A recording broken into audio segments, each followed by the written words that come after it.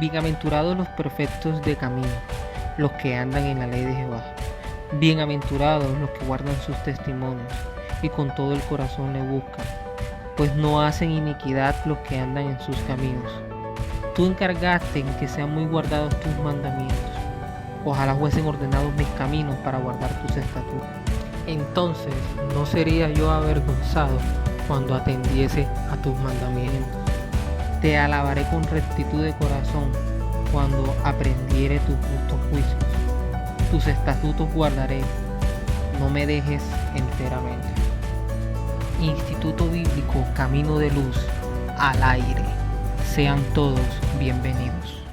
Gloria a Dios. Bueno, vamos a vamos a entrar en contenido porque sabemos que este es un estudio bastante extenso y se requiere de bastante tiempo, se requiere que estemos atentos a todo lo que vamos a estar hablando y enseñando. Así que, hermano Kevin, vamos a entrar en materia ya con este estudio, pero antes de iniciar, queremos leer un texto bíblico para poner en contexto a los hermanos, pues hoy vamos a estar hablando acerca de la iglesia perseguida.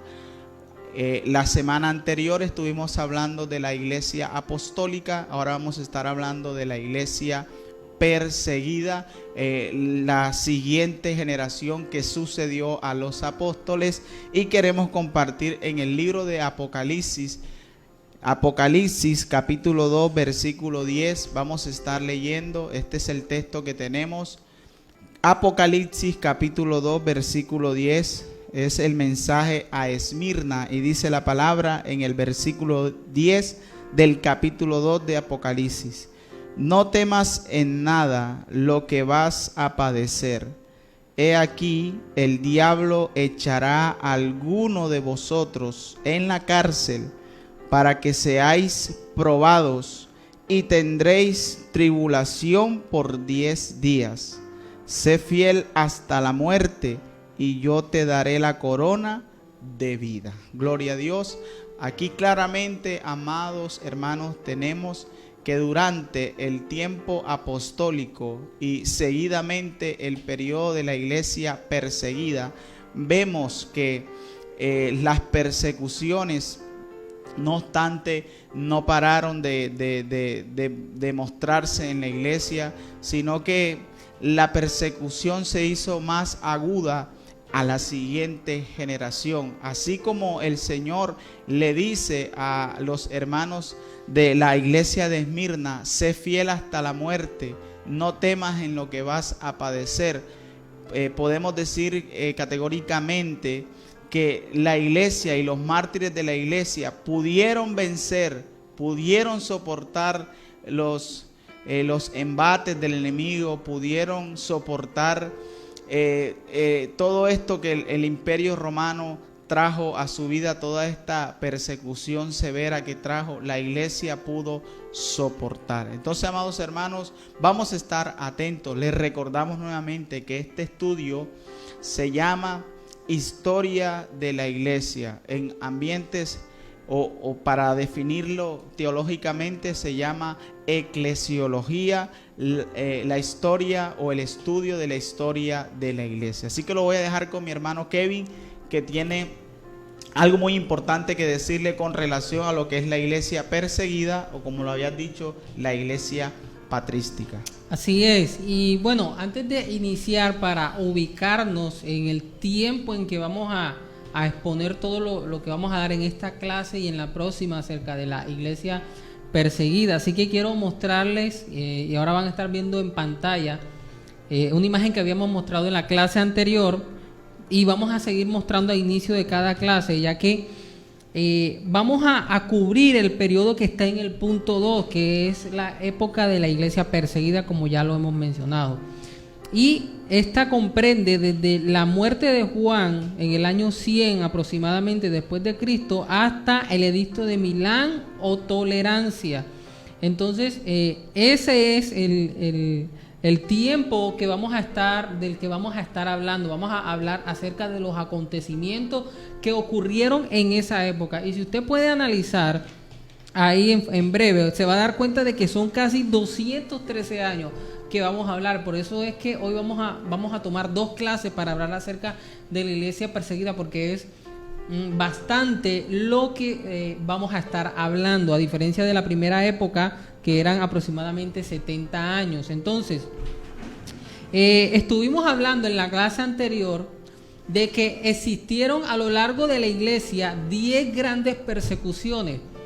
Y habíamos hablado de que en la primera época, que era la época apostólica, habían ocurrido 2, que era la de Nerón y la de Domiciano. Pero digamos que estas persecuciones no fueron nada, o fueron muy por debajo de las persecuciones que continuaron, que fueron muchas más severas y mucho más fuertes contra la iglesia. Es decir, estas 2 persecuciones fueron bastante grandes, bastante fuertes, pero las que vamos a mencionar a continuación fueron persecuciones mucho más fuertes. Entonces, dentro de las 8 persecuciones que quedan, en este periodo se comprenden 7. Hay una 8ª persecución que se da a inicio de la época imperial, más o menos a inicio o terminando la época perseguida. Dios mediante también hablaremos de ella, pero quiero hablar principalmente de 7 grandes persecuciones que fueron el epicentro de esta época, como tiene el nombre, perseguida o patrística, que más adelante nos vamos a dar cuenta por qué se le conoce como la época patrística. Pero antes de mencionar cuáles fueron esas persecuciones, o esas 7 o 8 persecuciones, quisiera primero explicar cuáles fueron las causas de esas persecuciones, porque las causas a lo largo de todo este tiempo variaron. Entonces eso es lo que quiero mencionarles, y una de las grandes causas por la que la iglesia fue perseguida en esta época era porque se convirtieron en una amenaza para el imperio, porque hablaban de otro rey y otro reino. Entonces los emperadores de ese tiempo, cuando escuchaban de que Cristo era el Rey de Reyes y Señor de Señores, y que hay un reino que no es de esta tierra, sino que hay un reino superior al de este, los emperadores no les gustaba eso que predicaba el cristianismo, y por tal razón los perseguían. Entonces esa era una razón por la que los perseguían. Segundo, porque ellos eran exclusivos, y la exclusividad chocaba con la inclusividad. Es decir, para Roma, para el imperio romano, estaba bien tener muchos dioses. Para el imperio romano estaba bien tener diferentes dioses, no importando si eran 10, 20, 30, los dioses que sean. Para ellos estaba bien, había que ser inclusivos, los dioses que se puedan. Pero el cristianismo era exclusivo, el cristianismo tenía un solo Dios. Y por tal razón los cristianos, y quizás se sorprende un poco, pero los cristianos en esa época, por la razón de que ellos solamente tenían y adoraban un solo Dios, eran considerados ateos. Y por esa razón también eran perseguidos, porque no incluían ningún otro Dios para ellos.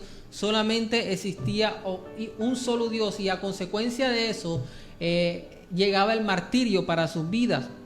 Otra razón por la que eran perseguidos es que los cristianos no estaban acorde con la estratificación. En ese tiempo, como lo vemos en nuestro tiempo también habían estratos, en la ciudad de Roma o en el imperio romano. Pero ¿qué pasaba con los cristianos? Los cristianos, cuando se reunían, todos eran hermanos, todos eran como una sola familia. No había estratos, no había diferencia social. Ya no importaba si era judío, si era griego, todos eran uno solo en Cristo Jesús. Y por esta razón los cristianos no apoyaban la estratificación del imperio romano, la cual causaba ciertas injusticias para las clases bajas, y los cristianos no apoyaban esta estratificación, y por eso también eran perseguidos. Otra razón por la que eran perseguidos era porque no participaban en eventos sociales. Y usted me dirá, bueno, ¿por qué no participaban en eventos sociales? Y la razón era muy sencilla, y es que normalmente en los eventos sociales se le ofrecía sacrificio o se le ofrecía ofrenda al emperador o a alguna persona o a cualquier persona que era importante de la época. Entonces, normalmente en la fiesta, cualquiera que sea la razón, se le ofrecía un sacrificio a cierta persona importante, brindándole como adoración o como si fuese alguien superior o como si fuese alguien como un semidios, por así decirlo. Y los cristianos no asistían a ningún evento social. Ningún evento social. ¿Y por qué no asistían? Porque siempre se ofrecía sacrificio, ofrenda a otras personas como si fuesen Dios. Entonces esto también chocaba al Imperio Romano y por esa razón los atacaba. Con la última causa por la cual la iglesia era perseguida, y era que ellos no consumían alimentos que eran ofrecidos a los dioses, y por esta razón también eran perseguidos, porque obviamente la economía se disminuía, y al disminuirse la economía, pues obviamente esto causaba que la economía en el imperio se reduciera, que bajara, y pues obviamente también era una causa para que ellos fueran perseguidos. Entonces vemos ahí, digamos que cuáles eran las persecuciones, las causas de esas persecuciones. Usted dirá, bueno, son causas bastante pequeñas, por así decirlo, pero para ese tiempo eran causas bastante fuertes, o eran causas bastante polémicas para el Imperio Romano. Ahora quiero hablar acerca de las acusaciones, es decir, ya vimos cuáles son las causas por las que perseguían. Pero, ¿qué pasaba en ese tiempo? Que una persona que fuese a acusar a un cristiano para que fuese martirizado, él tenía que dar cuáles eran las causas por las cuales ese cristiano tenía que ser martirizado. Entonces, quiero ahora mencionar cuáles eran las causas por las que martirizaban a los cristianos, o había martirio en ellos. Y uno, bueno, ya la habíamos mencionado, una era que eran ateos porque solamente adoraban a un solo Dios, ¿verdad? Por la razón de que adoraban a un solo Dios, por esa razón eran martirizados. La segunda razón por la cual eran acusados era porque eran acusados de incesto. ¿Cómo así? Lo que sucedía es que los cristianos en esa época, dentro de este movimiento, de esta época, los cristianos dentro de las congregaciones se trataban como si fuesen hermanos. Y luego los veían que se casaban y también al mismo tiempo se decían hermanos. Entonces había como una confusión en el Imperio Romano, y ellos creían de que ellos estaban siendo, por así decirlo, estaban haciendo incesto, porque se estaban cometiendo incesto, porque se estaban casando con sus hermanos, pero lo que no entendían era que eran hermanos en la fe. Entonces esa confusión provocaba de que ellos fuesen martirizados por ese tipo de acusación. Otra acusación que se le daba a los cristianos era que los cristianos en esa época eran considerados caníbales, y como la acusación anterior, esta también era un malentendido. ¿Por qué? Porque ellos creían, o el Imperio Romano creía, de que los cristianos comían carne y sangre de forma literal. Recordemos que a lo largo de la historia hay una ceremonia que Cristo instauró, y una de esas ceremonias, ¿cuál era? La Santa Cena. Entonces, ¿qué sucedía? De que ellos consideraban que el pan representaba el cuerpo de Cristo, y el vino, como ya lo sabemos, representaba la sangre. Entonces el Imperio Romano creía de que ellos se comían entre ellos, y que lo que estaban haciendo era comiendo carne y sangre de un ser humano. Entonces, por ese tipo de razón, que también era un malentendido, también eran criticados y eran acusados para el Imperio Romano, y eran martirizados por esa razón. Entonces vemos hasta este momento que los cristianos tenían ciertas persecuciones y tenían ciertas razones que obviamente no eran correctas, y pues que obviamente no estaban bien, por así decirlo. Muy interesante todo lo que has venido hablando con relación tanto a la manera o los pretextos que tenía la ciudad de Roma o el Imperio Romano para acusar a los cristianos, para perseguir a los cristianos. Es muy interesante, muy importante, amados hermanos, para que usted pueda conocer, bendito sea el nombre del Señor, que la iglesia en su nacimiento, en su crecimiento, vivió muchos latrocinios por parte de Roma. La iglesia fue de una manera abrumada, atacada sin piedad por el imperio romano. ¿Y por qué motivo? Obviamente sabemos nosotros que por causa de nuestro Señor Jesucristo somos perseguidos. Pablo le dice a Timoteo que todos los que quieran vivir piadosamente en Cristo Jesús, estos también sufrirán persecución. Pero quiero añadir algo muy importante, hermano Kevin, con relación a los pretextos que tenía el imperio romano para atacar a la iglesia, para perseguirla, para hacer de ella cosas atroces, porque son cosas atroces lo que hicieron estos emperadores.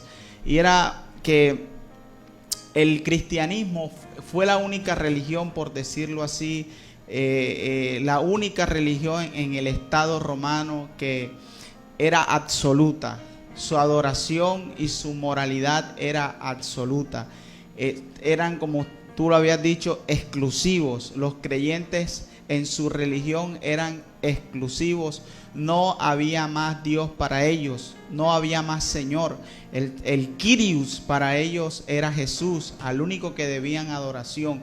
Y Roma se encontraba establecida gubernamentalmente, se encontraba establecida en el poder del emperador. Y el poder del emperador era que él era el Dios del culto a Roma. Él era el Dios en ese lugar y por ende se le debía exaltación, y cada año todos los habitantes de Roma debían adorar al César, y los cristianos se opusieron a esto, y esto fue lo que desató las persecuciones para la iglesia, porque el credo cristiano no puede tolerar a algo que se haga Dios. El credo cristiano no puede tolerar a otros dioses, y por esto se persiguió a la iglesia, amados hermanos. Entonces podemos ver, queridos hermanos, que el creyente, para traerlo hoy a nuestro mundo contemporáneo, no puede ser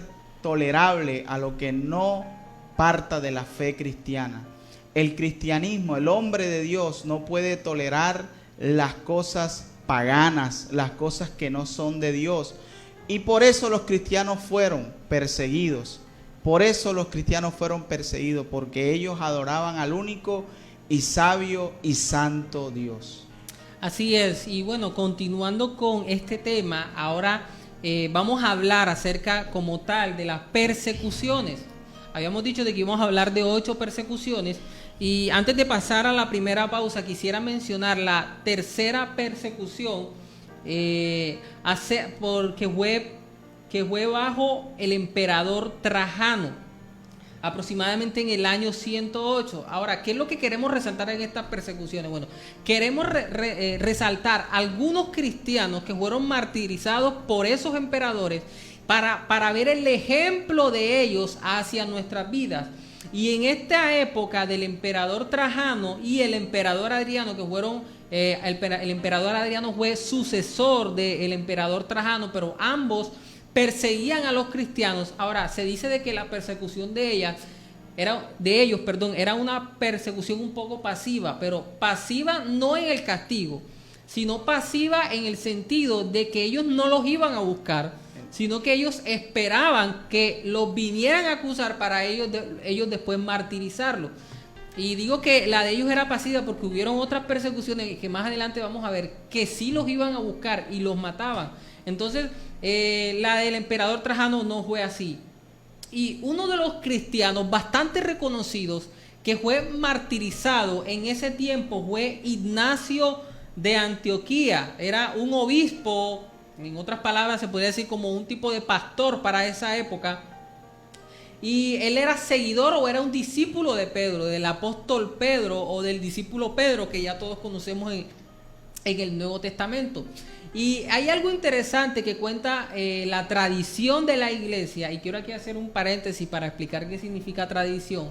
Tradición, hermanos, no es más que la historia que cuenta que cuenta la iglesia que no está registrada en la Biblia. Es decir, no es que sea algo falso cuando hablamos de la tradición de la iglesia, es la historia de la iglesia, pero que no está en la Biblia. Entonces, esa tradición nos cuenta, nos informa de que cuando Ignacio de Antioquía se dirigía a Roma para ser ejecutado por creer en Cristo Jesús, él se dice que él escribió varias cartas y él escribió varias cartas con el fin de que nadie se interpusiera en su martirio o en su ejecución.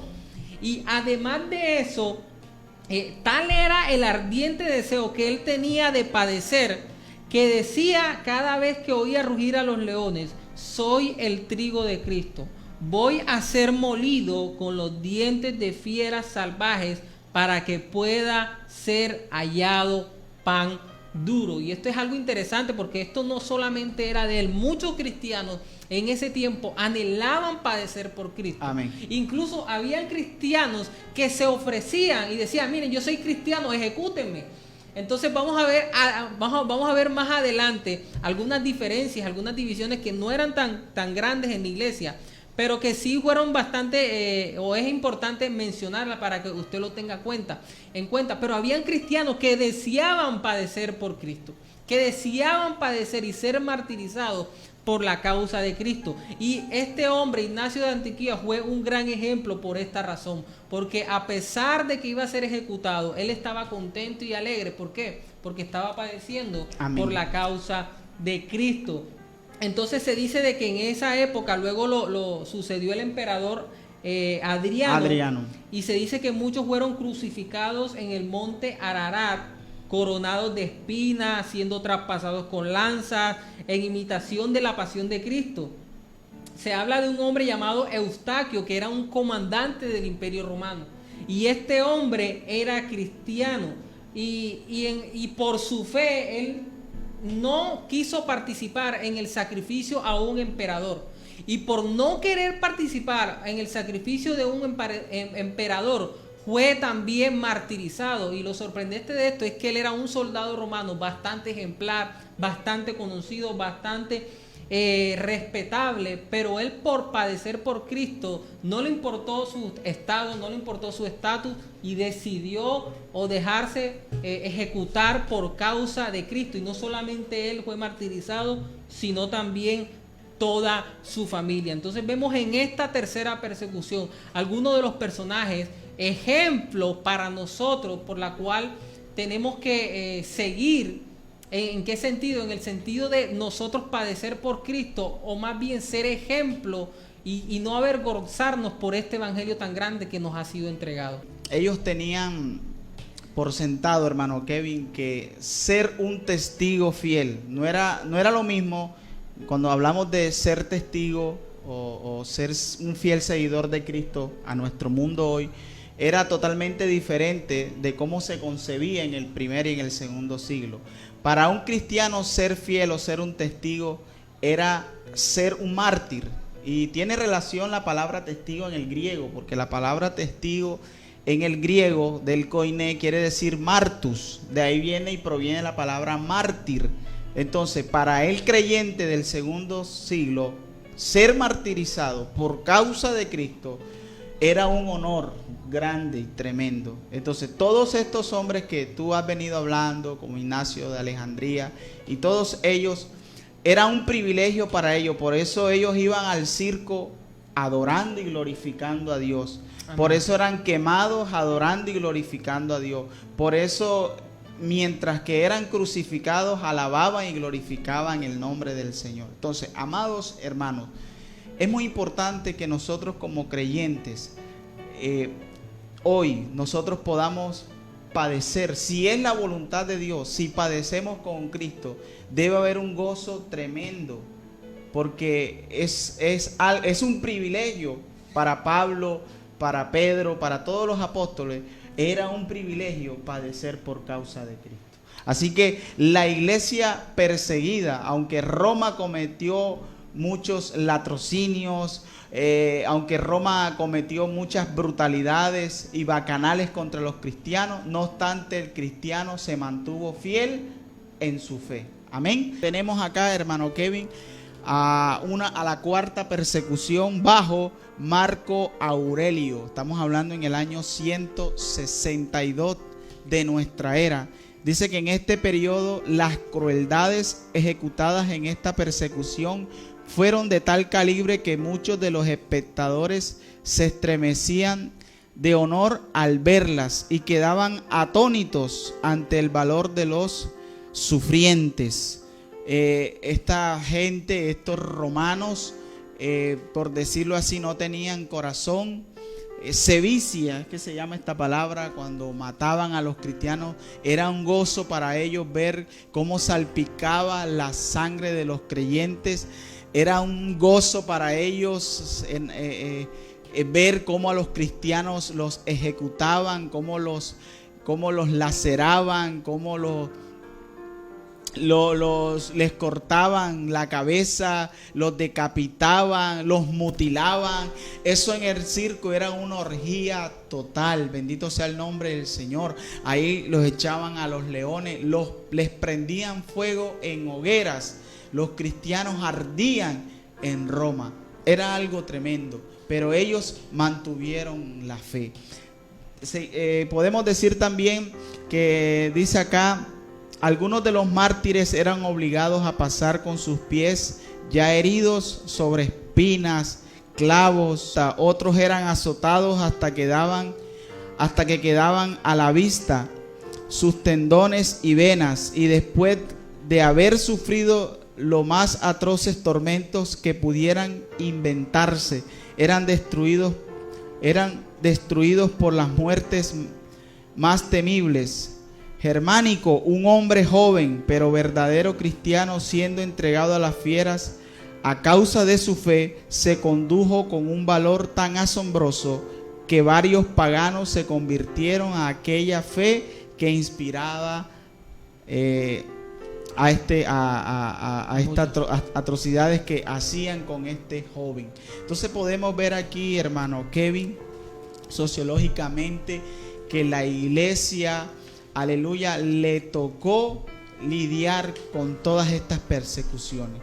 Le tocó lidiar con estos embates del Imperio Romano, pero la iglesia no se detuvo. Su evangelización no se detuvo, su culto no se detuvo, su deseo de servir a Dios no se detuvo, sus ganas de glorificar y serle fiel al Señor no se detuvieron. Mientras más los cristianos los mataban, más los cristianos crecían. Y era el milagro que hace Dios durante este periodo. El Señor sabía que iba a venir toda esta persecución. Roma era el epicentro del mundo en aquel entonces. Roma era la ciudad más importante del mundo conocido. El imperio romano copaba todo el mundo. Era la nación más importante dentro de lo que tenía que ver con los diferentes países. Y ahí el Señor, bendito sea su nombre, hizo una obra maravillosa. Y costó mucha sangre serle fiel al Señor, pero ahí la iglesia se mantuvo. Entonces, amados hermanos, ¿qué podemos nosotros ver de todo esto? Que la iglesia no sigue al Señor por fines emocionales o fines de cualquier otro tipo, sino que lo ama de verdad. Y si lo ama de verdad, va a sufrir. Puede venir lo que sea, pero él se va a mantener. Continuamos, hermano Kevin. Así es, y bueno, quería también hablar acerca de esta cuarta persecución, porque también hubo otro hombre, otro emperador. Otro mártir, ya, bajo este emperador Marco Aurelio, que también padeció y que fue un gran ejemplo, y su nombre era Policarpo. Y Policarpo fue un discípulo de Juan, es decir, Policarpo alcanzó a conocer a Juan y alcanzó a conocer las enseñanzas de Juan. Policarpo murió a los 86 años, murió Policarpo. Y se dice que cuando él iba a ser quemado, cuando él iba a ser ejecutado, se cuenta la tradición de que él pidió que lo dejaran orar primero. y en medio de la oración, muchos de los soldados que estaban alrededor escuchándolo se convirtieron al Señor. Y no, esto no fue lo mejor de Policarpo. Lo mejor de Policarpo, lo más admirable que él pudo haber hecho, es que un hombre general bastante conocido, que tenía un gran cargo ahí en el Imperio Romano, le dijo: jura y te daré la libertad. Blasfema contra Cristo. Y Policarpo le respondió: durante 86 años le he servido y nunca me ha hecho mal alguno. ¿Cómo voy a blasfemar contra mi rey que me ha salvado? Increíble esto, hermano. Increíble. A veces yo me pregunto, ¿será que si yo hubiese estado en esa época, yo hubiese actuado así? ¿Será que si nosotros hubiésemos estado en esa época, hermano, hubiésemos entrado y padecido con tal fervor por la causa de Cristo, por ser testigo de Cristo? Y otra de las cosas increíbles de este hombre es que cuando él iba a ser quemado, normalmente a ellos los amarraban. ¿Y sabe qué dijo él? No tienen necesidad de amarrarme. Este fuego se prende y al momento se va a apagar. Pero el fuego en el que ustedes van a ser echados va a ser eterno, va a ser permanente. Increíble esto. O sea, a veces uno, ahora que estaba leyendo esto, o sea, se le erizan a uno los vellos, uno se emociona y se apasiona más por este evangelio. Amén. Por ver cómo hombres tan piadosos se convierten en un ejemplo para nuestras vidas y en cierta forma nos dicen: miren, lo que ustedes están viviendo no es nada comparado con lo que nosotros pasamos o padecimos, y así como nosotros padecimos y sufrimos por la causa de Cristo, ustedes también lo pueden hacer. Así que esto es impresionante. Ahora vamos con una quinta persecución, y es la persecución de un hombre llamado Severo, del emperador Severo. Y se dice de que su nombre no era Severo, sino que se le llamaba Severo. Se le dio el calificativo por la forma en como él perseguía a los cristianos. Mire, este hombre era tan perseguidor de los cristianos que ellos estaban en Europa, estaban en Roma persiguiendo a los cristianos. Y cuenta la tradición de que este emperador llegó hasta África. O sea, es algo increíble. Hasta África llegó a perseguirlos. No se conformó con perseguirlos acá en Europa, sino que se fue hasta África a perseguirlos. Entonces, esto es algo impresionante, y todo el que decidía abrazar el cristianismo era amenazado y era sancionado para la pena de muerte. Lo que pasa es que, hermano Kevin, los cristianos o el cristianismo, aunque todavía no era oficial, el cristianismo, por decirlo así, era una religión que estaba prohibida. Y los emperadores decían que esta religión ponía en amenaza la unidad del Estado. ¿Por qué? Porque atentaba directamente con la persona del César, que era el ente más importante del Estado romano. Entonces, los cristianos, al no darle los honores divinos, los emperadores no toleraban esto, y por ende ellos traían toda esta persecución. Vemos que Severo movió cielo y tierra por buscar cristianos y hacer con ellos y matarlos y destruirlos. ¿Por qué? Porque Roma como tal decían que el cristianismo ponía en peligro el Estado romano como tal, el gobierno. Y usted sabe, cuando alguien está en el poder, nadie quiere estar. Pero el cristianismo nunca quiso, nunca fue su intención. Su única intención fue adorar y glorificar el nombre del Señor. Por eso hoy por hoy, sí, aún el cristianismo se ve enemigo en las políticas y en algunas entidades sociales. Así es. Y bueno, hay algo también que quisiera aclarar o añadir antes de seguir con la sexta persecución, y es que nosotros estamos cubriendo, como ya le habíamos dicho, 203 años aproximadamente. Bueno, no quiere decir de que durante esos 200 años fueron perseguidos y que todos los emperadores de Roma persiguieron a los cristianos. Es decir, hubieron lazos, hubieron años, tiempos en que entraron emperadores a Roma que no los perseguían. Habían emperadores que duraban 30 años y no perseguían a los cristianos. Es decir, los cristianos, habían épocas donde, por así decirlo, descansaban. Y eran momentos donde aprovechaban y se extendía el cristianismo. Claro. Pero estos emperadores fueron los que más persiguieron a los cristianos. Hay un ejemplo de un emperador llamado Felipe, que este emperador no persiguió a los cristianos, y como él hubieron muchos que no los persiguieron. Entonces, para que quede claro de que en esos 213 años no siempre fue persecución, hubieron tiempos de descanso. Hermano Kevin, la otra forma cuando hacían un juicio contra un creyente era que él les decían, para que él pudiera salvar su vida y la de su familia, era que negara su fe. Así es. Negara su fe y que dejara el cristianismo y abrazara la religión pagana. Pero vemos que, como todo, algunos negaban y otros persistían en seguir a Cristo. Así es. Bueno, entonces otra sexta persecución fue bajo el emperador Maximino en el año 235 después de Cristo. Bueno, este hombre también persiguió a los cristianos, también los martirizó y también fue atroz como los demás.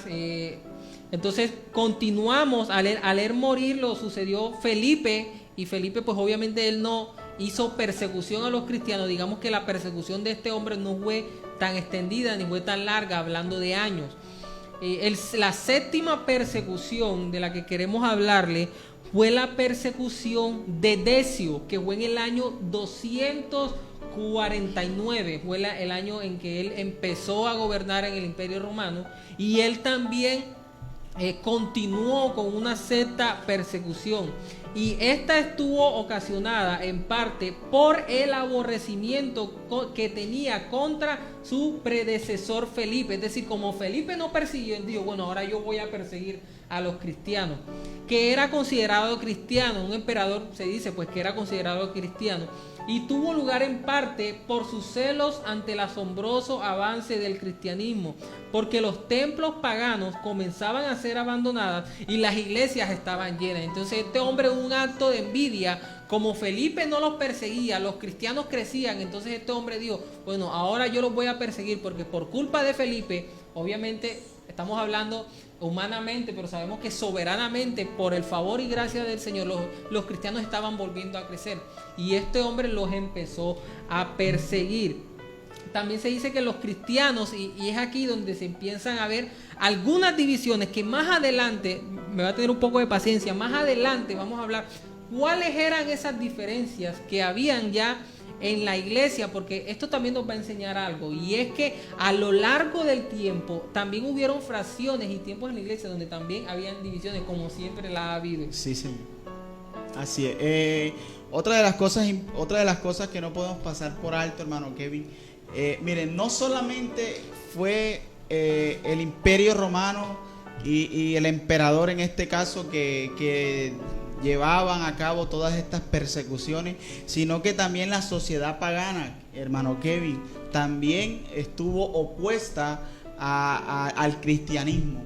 Ridiculizaban a los cristianos, los amenazaban, los acusaban, porque obviamente ellos veían que su religión era totalmente exclusiva, era diferente, y esto llenaba de celos a la sociedad pagana. Vamos a hablar de una octava persecución bajo Valeriano. Fue otro emperador en el año 257 de nuestra era. Dice que esta comenzó bajo Valeriano en el mes de abril del 257 y continuó durante 3 años y 6 meses. Los mártires que cayeron en esta persecución fueron innumerables, y sus torturas y muertes igual de variadas y penosas. Los más eminentes entre los mártires, aunque no se respetaron ni rango, ni sexo, ni edad, los mataban a todos. Es aquí oportuno observar la singular pero miserable muerte del emperador Valeriano. O sea que este hombre, con todo lo que hizo, con todas estas muertes que hizo, tremendo, su muerte también fue así, miserable. Entonces vemos, hermano Kevin, que durante todo este vaivén, todo este círculo vicioso de persecución, vemos a los emperadores atacando a los cristianos, matando, martirizando. Era constante toda esta persecución, no varía. A veces había paz, a veces había un emperador que era más flexible, pero todos estos emperadores que estamos hablando eran inflexibles en cuanto a las persecuciones. Una novena persecución bajo Aureliano, otro emperador, en el 274. Los principales que padecieron en esta fueron Félix, obispo de Roma. Este prelado accedió a la sede de Roma en el año 274 y fue el primer mártir de petulancia de Aurelio, siendo decapitado el 22 de diciembre de aquel mismo año. Murió por pena capital, pena de muerte se le dio a este hombre llamado Félix, el obispo de Roma. Estos son los únicos mártires que fueron registrados durante este reinado, que pronto vio su fin al ser el emperador asesinado en Bizancio por sus propios criados. Aureliano fue sucedido por Tácito, que fue seguido por Probo y por Caro. Al ser muerto este emperador por un rayo, sus hijos Camio y Numeriano le sucedieron durante todos los reinados que la iglesia tuvo paz. Entonces podemos ver aquí, hermano Kevin, que era tremendo estas persecuciones. Hay una 10ª persecución que fue por un hombre o un emperador llamado Diocleciano. Es decir, no se vaya a confundir Diocleciano con Domiciano. Domiciano fue el segundo después de Nerón. Este es Diocleciano, que fue en el año 303. Y bueno, cuenta en esta 10ª persecución que este hombre hizo 4 edictos. En esos 4 edictos, mire lo que dijo. Lo primero que se iba a hacer en el Imperio Romano era que se iban a destruir todas las propiedades eclesiásticas. En otras palabras, todas las iglesias cristianas tenían que ser destruidas. Ese fue el primer edicto. El segundo edicto era que se tenía que destruir toda la literatura cristiana.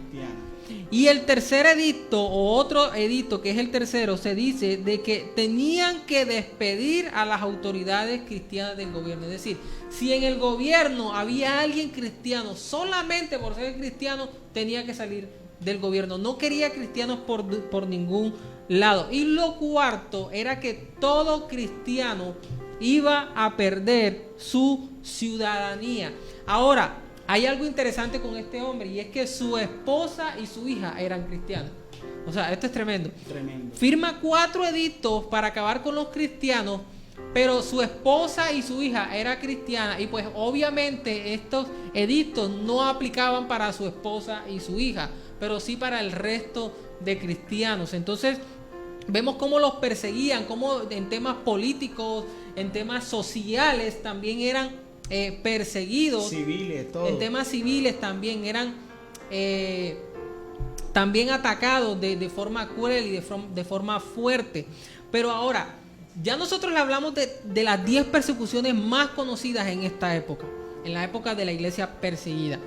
Ahora yo quisiera enfocarme en la forma en cómo los cristianos respondían ante esas persecuciones. Claro. Y yo ya había mencionado 2. Una, y las 2 son positivas. Una de las formas en que los cristianos respondían era que ellos pues aceptaban la acusación, en el sentido de que no se atrevían o se paraban y no aceptaban el negar a Cristo. Y por esa razón eran martirizados. Esa era la primera reacción de los cristianos. Reacción. La segunda reacción de los cristianos es que ellos mismos se ofrecían.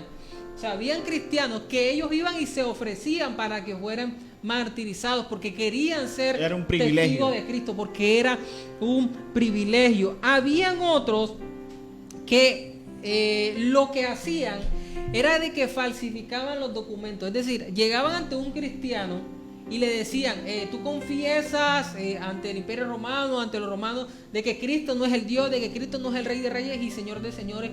Y el cristiano que respondía que no, se le daba un certificado. Entonces, habían cristianos que falsificaban el certificado. Es decir, ellos no reconocían de que Cristo no era Dios. Ellos no confesaban de que Cristo no era Rey de Reyes y Señor de Señores. Pero sacaban unos certificados falsos para que cuando viniera el soldado ellos decían, miren, ya yo confesé de que Cristo era el Rey de Reyes y Señor de Señores. Y aquí hay que hacer una breve anotación, y es que estos hombres quizás no fueron acusados por blasfemar el nombre de Cristo, pero sí por mentir. Entonces lo que ellos hacían es que ellos mentían. Y habían otros cristianos que se le conocen como los cristianos laicis, que eran, en otras palabras, eran cristianos caídos. Eso es lo que significa, eran cristianos caídos, que ellos sí confesaban que Cristo no era Dios y renunciaban al cristianismo, renunciaban a la fe. Estos dos últimos que les mencioné, pues obviamente no estaba bien hacerlo en un sentido bíblico, en un sentido cristocéntrico, por así decirlo. Entonces temían a la muerte y rehusaban a continuar en el cristianismo y abandonaban la fe. Entonces es para que vean cómo diferentes cristianos reaccionaban y cómo también en nuestra época se puede reflejar esos cuatro tipos de cristianos. Los dos que quieren ser o que padecen por Cristo, venga lo que venga, pase lo que pase, si me tienen que echar del trabajo, si me tienen que echar, no sé, de mi universidad, si tengo que perder una materia, yo voy a padecer por Cristo. Pero están también los que simplemente dicen que sí, pero en el fondo no. Pero hay otros que al fin y al cabo abandonan el cristianismo. Entonces vemos estos tipos de cristianos también en nuestra época. Entonces quisiera terminar con algo, y es ver cuáles fueron los resultados de esas persecuciones. Es decir, al final de estas persecuciones, digamos que cuáles fueron los resultados. Usted dirá, bueno, ¿cuáles son esos resultados? Si fueron positivos, exacto, si fueron positivos o fueron negativos. Obviamente que la mayoría fueron positivos. Entonces quiero mencionar algunos.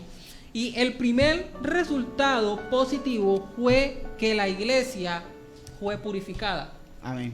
La iglesia fue purificada. Es decir, había tanta persecución que digamos que era como un filtro. O sea, los verdaderos cristianos no rehusaban a su fe, pero los falsos cristianos sí la negaban. Entonces, en ese instante, la iglesia empezó a ser purificada. Y creo que muchos se estarán poniendo en contexto y estarán viendo la aplicación para nuestro tiempo, que también estamos padeciendo no una persecución como esta, pero sí un evento mundial que también está haciendo que la iglesia sea purificada y que los verdaderos cristianos se vean o se noten porque siguen permaneciendo fiel ante el Señor, no importando todo lo que está pasando en este tiempo de pandemia. Entonces estamos viviendo o estamos pasando algo parecido a lo que pasaron los primeros cristianos en esta época perseguida. Lo segundo que sucedió y que también se está viendo hoy es que la iglesia estaba cada vez unida. Y esto nos pasa mucho, por ejemplo, con nuestros hermanos, que en casa los hermanos pueden pelear, pero cuando alguien de afuera viene a pelear con uno de nosotros, entonces todos los hermanos se unen a pelear en contra de ese hermano y de esa persona, perdón. Y eso fue lo que también pasó en la iglesia. Como habían persecuciones externas, los cristianos se unían más para combatir esas persecuciones. Y de aquí nace el tercer resultado o el tercer resultado positivo de las persecuciones. ¿Y sabe cuál fue? Que la iglesia se empezó a preparar más en el conocimiento de la palabra para debatir contra quienes los perseguían. Es decir, no solamente los cristianos eran acusados, sino que también habían cristianos que preparaban argumentos para demostrar que ellos o que esas acusaciones eran falsas. Entonces el cristiano tenía que crecer en cierto sentido intelectualmente. Así que esa persecución ayudó a que surgieran cristianos que se prepararan o ayudó a que el cristianismo se formara más en un sentido teológico. Es decir, un ejemplo claro era que en ese tiempo los romanos, no estoy hablando de los cristianos, los romanos, ellos cuando en ocasiones tenían hijos los abandonaban.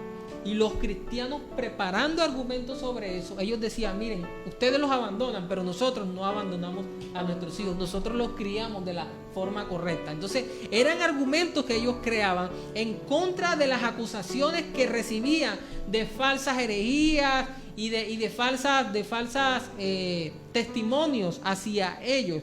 Entonces es importante tener en cuenta esto. Entonces ya aquí hacemos, por así decirlo, un punto aparte. Vamos a doblar la página en un sentido metafórico, obviamente, porque ahora queremos hablar acerca de algunas cosas que se vinieron dando en medio de estas persecuciones. O sea, así como la iglesia era perseguida, así también como lo habíamos dicho, la iglesia crecía, pero no solamente crecía en números, sino que también crecía en teólogos, también crecía en apologistas, conocimiento. Y eso es lo que vamos a hablar ahora. Es decir, la iglesia empezó a estructurarse y empezó a crecer en la época de la persecución. Entonces, ¿qué estuvo sucediendo? Podemos clasificar el crecimiento de la iglesia en un sentido teológico en 4 tipos o en 4 formas, o más bien en un sentido histórico para que lo podamos entender. Entonces, en esta época perseguida surgieron lo que se conoce como los padres apologistas, que no eran más como unos misioneros, es decir, eran los que sucedían a los apóstoles, como por ejemplo Policarpo, ya lo habíamos mencionado. Él es considerado uno de los padres apostólicos, porque sucedió a los apóstoles que Cristo estableció mientras estaba aquí en la tierra. Otro también fue Ignacio de Antioquía, ya también vimos cómo murió, pero también lo vamos a mencionar acá porque él también fue alguien importante, ya que también fue un padre apostólico, por así decirlo. Otros movimientos que también se dieron fue que también surgieron los polemicistas, que los polemicistas, hermanos, no es que eran personas que peleaban en el sentido como nosotros lo conocemos. Hacían polémica adrede, no. No. Los polemicistas eran, en ese contexto, los polemicistas eran las personas que creaban los argumentos. O sea, ellos eran los que argumentaban o que creaban los argumentos y debatían contra las personas. Por eso eran polemicistas, porque ellos debatían, es decir, debatían donde sea y con el que sea, con tal de defender su fe y con tal de defender y de desmentir todas las acusaciones que ellos recibían. También podemos ver que nacen los teólogos sistemáticos. Ya en este tiempo empezamos a ver cómo la teología sistemática empieza a crecer. Entonces, de pronto no nos va a dar tiempo para hablar de qué es la teología sistemática. Dios mediante, en otra clase estaremos hablando de la teología sistemática, pero desde esta época ya se empieza a ver el crecimiento de teólogos sistemáticos. Entonces, lo que vamos a hacer ahora es que vamos a mencionar algunos de estos apologistas, algunos de estos padres apostólicos. Por eso, como lo habíamos dicho, se llama la época perseguida o la época patrística. Por esto mismo, porque también nacen los padres, los que empiezan a fundamentar a la iglesia en la doctrina. Y aquí usted se va a dar cuenta cuando estemos mencionando a cada uno y lo que cada uno logró. Aportó. Lo que cada uno aportó, esa es la palabra, muchas gracias. Lo que cada uno aportó, y nos vamos a ir dando cuenta cómo eso que ellos aportaron aún sigue vigente y es en vital. La época de hoy, y que sigue siendo vital, que es muy importante. Dos cosas, Kevin, para aportar a lo que has venido diciendo. Primero que todo, ya vemos que hubo una transición de lo que fue la iglesia apostólica a la iglesia perseguida. Y la iglesia apostólica había presencia judía, ¿cierto que sí? Así es. Pero ya para el segundo y tercer siglo, Kevin, ya la iglesia era netamente gentil. Ya el obispado descansaba, o la iglesia descansaba sobre gentiles, hombres que no eran judíos, pero que aceptaron al Señor, y el evangelio cambió y transformó su vida. Y lo segundo, como tú has venido, como lo acabaste de decir, para este periodo de la era patrística, el evangelio, el cristianismo se sistematizó, comenzó a haber un orden en lo que es la doctrina, y el Nuevo Testamento, o los escritos del Nuevo Testamento, que eran pocos en el siglo antes de finalizar el primer siglo. Para el segundo siglo ya había muchas copias de los Nuevos Testamentos, ya circulaban casi todos los evangelios y las cartas de Pablo en el estado de Roma y en diferentes partes del mundo. Y así podemos ver que las bases del cristianismo comenzaron a fortalecerse durante este periodo. Así es, y bueno, vamos a empezar a mencionarlos y ver cuáles fueron sus aportes. Y el primero, que quiero que usted inicie, fue Tertuliano. Así que ¿cuáles fueron esos aportes de Tertuliano? Tertuliano, sí, un hombre, por decirlo así, docto en la palabra, un hombre sabio, lleno de conocimiento, un hombre que Dios lo escogió para guiar a su pueblo, para pastorear. Fue pastor, fue obispo de la iglesia. Fue un hombre, Tertuliano fue un hombre que debatía, tenía un gran léxico para predicar, para enseñar. De ahí viene la palabra tertulia, por tertuliano, de hablar, de lo que él hablaba palabras de Dios. Este hombre escribió muchos escritos importantes que a la fecha todavía son muy leídos, y ayudó al crecimiento y la sistematización del evangelio. Se fortaleció. Obispo era un hombre lleno de sabiduría y conocimiento, y así ayudó a muchos cristianos y fortalecer la fe del cristianismo y la doctrina, lo que se enseñaba. Porque una cosa es ser una religión, pero ¿qué es lo que mantiene una religión, o qué es lo que le da vida a la religión? Es la doctrina. Es lo que nosotros, como hoy, nosotros somos evangélicos, sí, pero ¿qué nos identifica a nosotros como evangélicos? ¿Cuál es nuestra norma de enseñanza? Se encuentra en la doctrina. Y Tertuliano fue un hombre que tuvo un intelecto tremendo para así poder enseñar lo que era la doctrina cristiana. Así es. Bueno, y continuamos con otro apologista, con otro padre de la teología, por así decirlo, de la iglesia de hoy en día, y fue Justino. Y este hombre, Justino, era bastante Justino conocido, Mártir. Justino Mártir. ¿Por qué? Porque este hombre hizo un gran aporte. Y es que él fue quien sistematizó la teología que habla acerca de la Trinidad. O sea, él fue el que, por así decirlo, explicó de forma breve o de forma clara el tema de la teología de la Trinidad, donde él explicaba de que Dios es en esencia es una sustancia, pero son tres personas. Entonces, él aportó a la doctrina de la Trinidad, y a otra doctrina a la cual él aportó es a la doctrina de la naturaleza de Cristo. Es decir, él fue uno de los primeros o de los pioneros en explicar cómo Cristo en un solo cuerpo fue 100% hombre y al mismo tiempo 100% Dios. Entonces fueron aportes importantes para la iglesia, que hoy en día son nuestras bases. Hoy en día Amén. son importantes para la base del cristianismo. Claro que Otro sí. hombre que también fue conocido, que también aportó bastante a la iglesia, fue Ireneo. Y este hombre fue bastante importante porque él aportó acerca del debate o escribió en contra del gnosticismo. En la próxima clase vamos a hablar de cuáles fueron las herejías en esa época. Y una de esas herejías fue el gnosticismo. Por eso se le llamó apologistas. La palabra apologista viene de la palabra apologemai, del griego, hacer defensa. Así Gracias a estos hombres hicieron defensa al evangelio.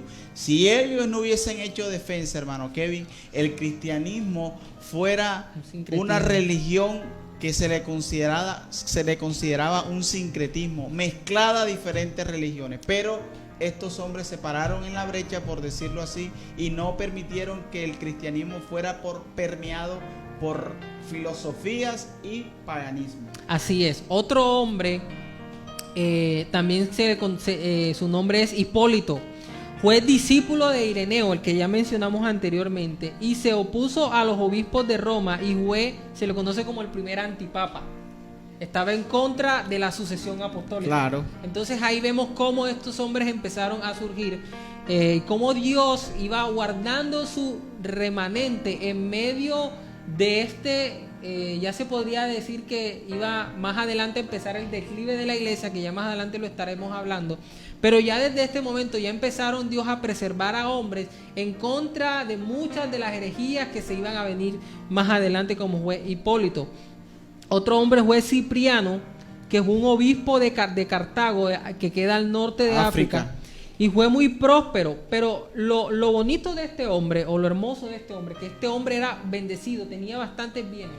Y él al final, ¿sabe qué hizo? Vendió todos sus bienes, renunció al matrimonio, y cuando digo que renunció al matrimonio no quiero decir que se divorció de su esposa, sino que no era casado y renunció a no casarse, o sea, para la hora de Cristo. Se le conoce como se dedicó al celibato, o sea, a vivir sin esposa. Y esto lo hizo con el fin y el propósito de vivir para la iglesia, y fue un hombre reconocido porque se encargó de luchar a favor de la unidad de la iglesia. Él dijo: fuera de la iglesia católica no hay salvación. Ahora, esta frase hay que ponerla en contexto, porque la palabra católica en este tiempo, para ese tiempo, no es el mismo significado que tenemos hoy. Para este tiempo, la palabra, cuando se decían cristianos católicos, se hacía referencia a cristianos universales. Ese era el significado. Entonces, en ese contexto, a Cipriano se le conoce por esa frase: fuera de la iglesia católica no hay salvación.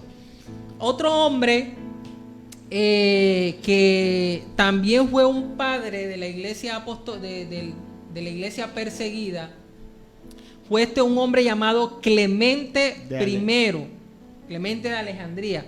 En la iglesia católica, en la tradición de la iglesia católica, se le conoce como el cuarto papa, pero es pues obviamente en la tradición de ellos. Hay algo interesante en este hombre, y es que ustedes saben que se escribió Primera de Corintios y Segunda de Corintios. Bueno, Clemente escribió una carta que se llama Primera de Clemente, y también fue dirigida a los corintios. Ahora, lo interesante de esta carta es que cuando usted lee Primera de Corintios, ¿qué es lo que nosotros vemos? División. En la segunda carta de Corintios, ¿qué vemos también?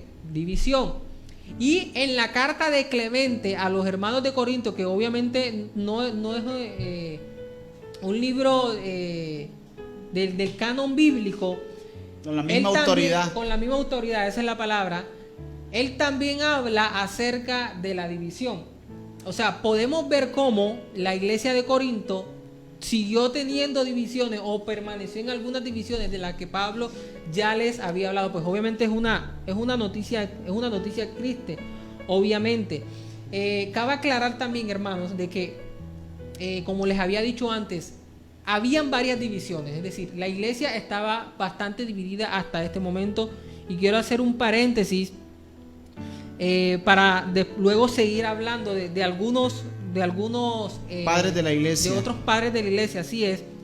Y quería aclarar algo, y es que la iglesia tenía algunas divisiones, y quiero mencionar algunas para tenerlo en cuenta. Recordemos que anteriormente habíamos dicho de que habían cristianos de que renunciaban a su fe cristiana para no ser martirizados, ¿cierto? Había algo, y es que había muchas de esas personas que habían renunciado a la fe cristiana que querían volver. Entonces, la iglesia empezó a tener en una división por dos posturas o dos posiciones.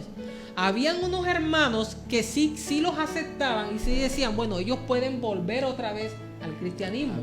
Pero habían otra postura que no aceptaban que ellos volvieran porque ya habían rechazado a Cristo. Entonces vemos cómo hay algunas divisiones en la iglesia en ese tiempo. Otra división era en cuanto a la filosofía. Habían algunos apologistas, entre ellos, por así decirlo, que apoyaban o usaban la filosofía, es decir, el estudio de la filosofía de forma académica para predicar el evangelio. Pero habían otros que estaban en contra de la filosofía. Entonces vemos también algo parecido de eso en el tiempo de hoy, como quizás muchos cristianos están en contra de la psicología, están en contra de estudiar derecho, y como otros cristianos están a favor de estudiar psicología, de estudiar derecho y de estudiar todas estas carreras. Es decir, vemos ciencias. Digamos que esas diferencias las siguen habiendo y han seguido permaneciendo. Entonces quería tener y que tengamos eso claro mientras continuamos con algunos padres en estos cortos minutos que nos queda de tiempo. Otro hombre que ya lo mencionamos fue Policarpo. Policarpo también es un padre de la iglesia. Ya conocemos la forma en cómo fue martirizado. Se considera como un padre apostólico. También está Clemente.